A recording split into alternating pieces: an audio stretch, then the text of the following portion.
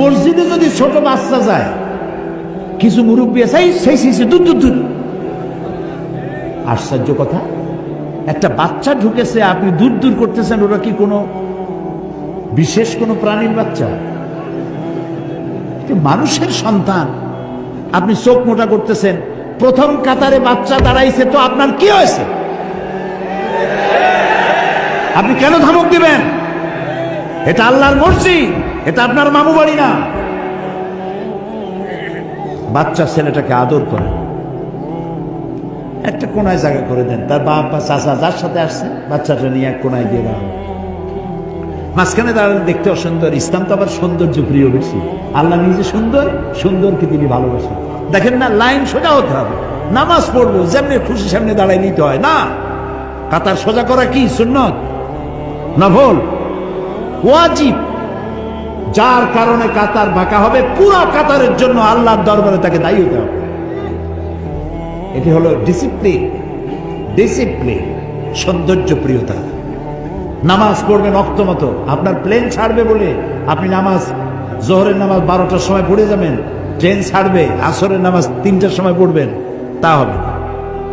যে জাতির 5 ওয়াক্ত নামাজ টাইমলি পড়তে হয়, সেই জাতির পাঞ্চুয়ালিটি কোনো জ্ঞান নাই। মন্ত্রী সাহেব বক্তৃতা করবেন বেলা 3টায়, 5টায়ও খোঁজ নেই। 5 মিনিটের জন্য ওয়াজ করতে দেওয়া হয়েছে, আহমদ নুসল্লি আলা, তারপরে সাল্লাল্লাহ পড়তে পড়তে 1.5 ঘন্টা শেষ। এই হলো আমাদের সময়ের জ্ঞান। 9টার ট্রেন কয়টায় আসবে? দেখা গেল একদিন সত্যি সত্যিই 9টার ট্রেন 9টায় আসছে। লোকেরা খুব খুশি। স্টেশন মাস্টার বলছে এত খুশি হওয়ার কারণ নাই, গতকালকে আজকে আসছে। সময়ের জ্ঞানও নাই, বাচ্চাদের প্রতি স্নেহ নাই। বরং আমি বলতে চাই, পকেটে 2-4টা চকলেট রাখেন মুরব্বীরা। কোনো বাচ্চা যদি মসজিদে যায়, নামাজ পড়তে দেখেন, বেরোবার সময় ওর হাতে মাথায় হাত বুলাবেন। বাবা তুমি নামাজ পড়তে আসছো, খুব খুশি হয়েছে। তোমার নাম কি বাবা?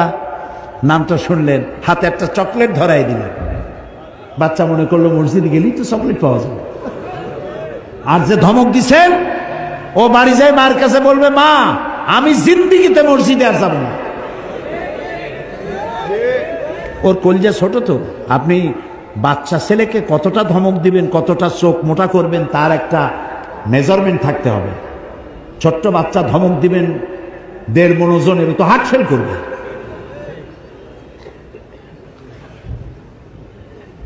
তো বাচ্চাদেরকে মহব্বত করবেন, যুবকদেরকে মহব্বত করবেন। এটা আমার কথা নয়। মান লাম ইয়ারহাম সাগীরানা ওয়া লাম ইউআক্কির কাবীরানা ফালাইসা মিন্না।